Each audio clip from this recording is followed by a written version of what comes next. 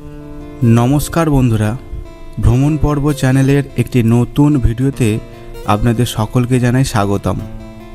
আপনারা সকলেই পুরীর জগন্নাথ মন্দিরের কথা জানেন। এই জগন্নাথ প্রভুর আদি রূপ হল নীলমাধব।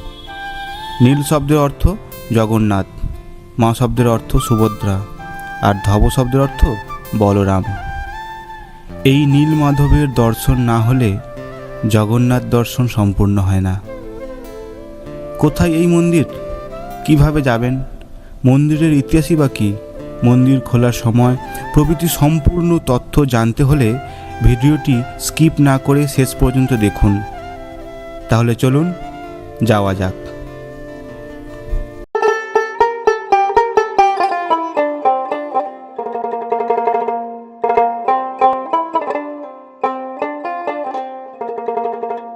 ব্রহ্মপুরাণ মতে সত্যযুগে একদা ব্রহ্মার ইচ্ছা হলো ব্রহ্মলোকে ভগবান বিষ্ণুর মূর্তি পূজা করবেন।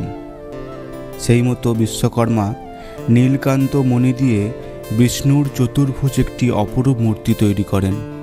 তখন তার পরিচয় হয় নীলমাধব নামে। ব্রহ্মা এই মূর্তিটিকে সুমেরু পর্বতের শিখরে স্থাপন করেন। একদিন ইন্দ্রদেব এই মূর্তির দর্শন পেয়ে তার হৃদয় মুগ্ধ হয়ে যায়। ব্রহ্মাদেবের অনুমতি নিয়ে মূর্তিটিকে স্বর্গরাজ্যে নিয়ে আসেন।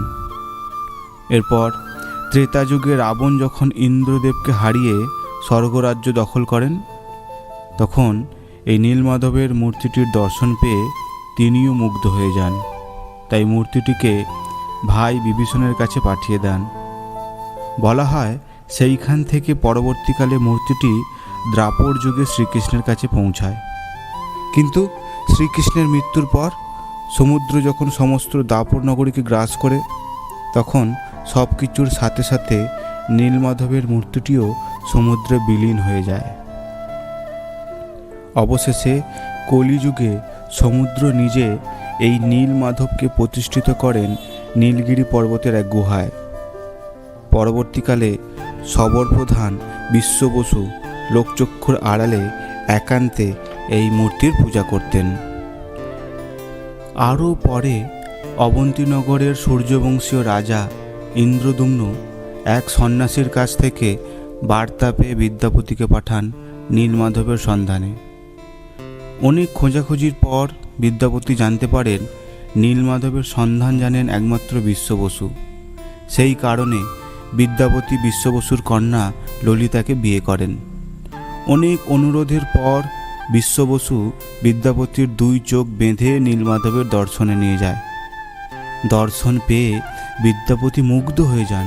এই নীলমাধবের সন্ধান রাজাকে খবর দিতেই নীলমাধব অদৃশ্য হয়ে যায়। নীলমাধব দর্শনে বিফল রাজা ইন্দ্রদ্যুম্ন দর্শনের জন্য অশ্বমেধের যজ্ঞ করেন।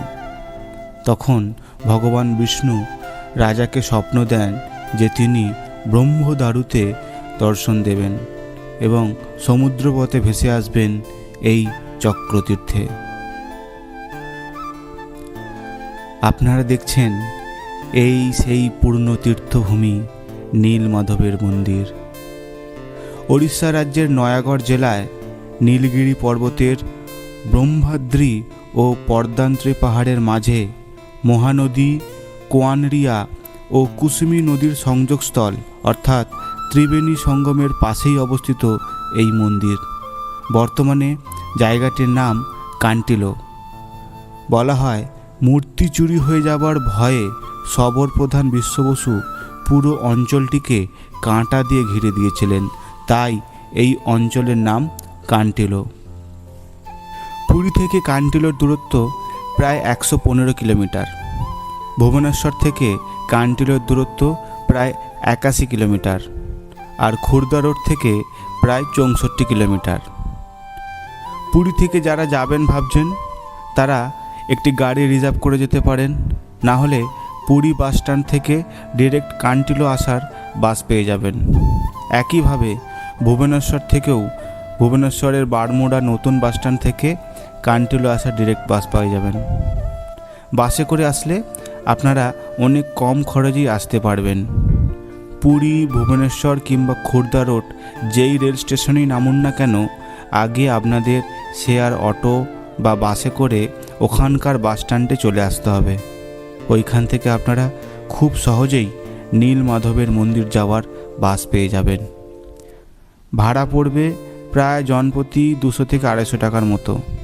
আর যদি রিজার্ভ গাড়ি করে যান তাহলে একটু দরদাম করে ভাড়াটা করে নেবেন, নাহলে কিন্তু ঠকে যাবেন। প্রতি সপ্তাহে কলকাতা থেকে পুরী, ভুবনেশ্বর বা খুর্দা রোড পর্যন্ত যাওয়ার যে সমস্ত ট্রেন আছে তার লিস্ট স্ক্রিনে দেওয়া হলো। আমরা গেছিলাম 18047 অমরাবতী এক্সপ্রেসে করে খুর্দা রোড জাংশন হয়ে। স্টেশনের বাইরে অনেক গাড়ি পেয়ে যাবেন নিউ খুর্দা বাস স্ট্যান্ড পর্যন্ত যাওয়ার। আমরা বাসে করেই বাস স্ট্যান্ড গেছিলাম। ভাড়া পড়েছিল 20 টাকা করে। ওইখান থেকে আরেকটি বাসে করে নীলমাধবের মন্দির গেছিলাম। ভাড়া পড়েছিল জনপ্রতি 70 টাকা করে।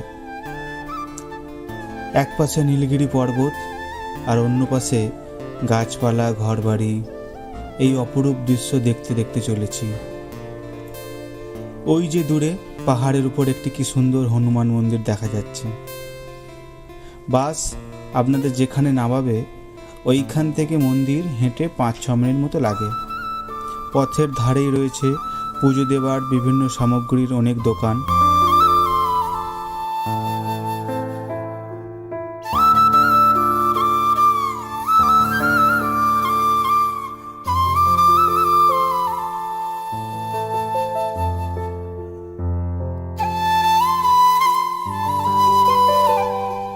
অনেক প্রতীক্ষার পর অবশেষে দর্শন পেলাম নীলমাধব মন্দিরের। মন্দিরের চারদিকে রয়েছে 4টি দ্বার, যথাক্রমে ব্যাঘ্রদ্বার, হস্তিদ্বার,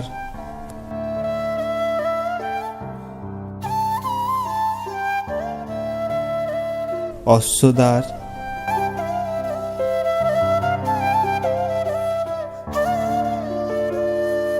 আর সিংহদ্বার। আমরা ঢুকেছি ব্যাঘ্রদ্বার দিয়ে।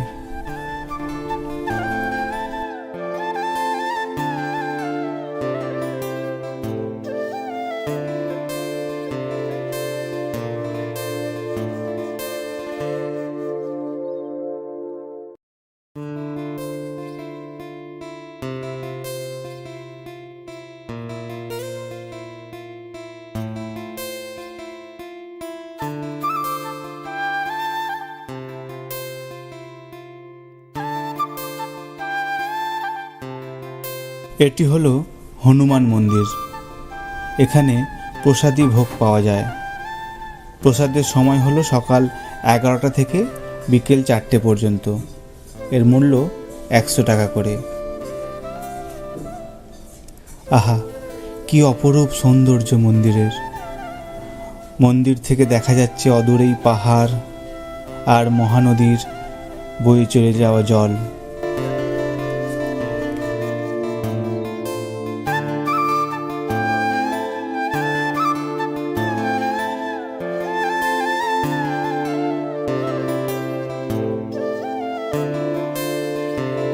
এছাড়াও এই মন্দিরে দেখতে পাবেন কাশী বিশ্বনাথ, অজানানাথ মহাদেব, সিদ্ধিদাতা গণেশ, মটেশ্বর মহাদেব, নাটামঙ্গলা, সূর্যনারায়ণ স্তম্ভ, সিদ্ধেশ্বর মহাদেব, সাক্ষী গোপাল, স্নান মঞ্চ ও আরও অনেক কিছু। মন্দির খোলা থাকে সকাল 5টা থেকে দুপুর 2টো, 1 ঘন্টা বিরতি, আবার 3টে থেকে রাত 10টা পর্যন্ত।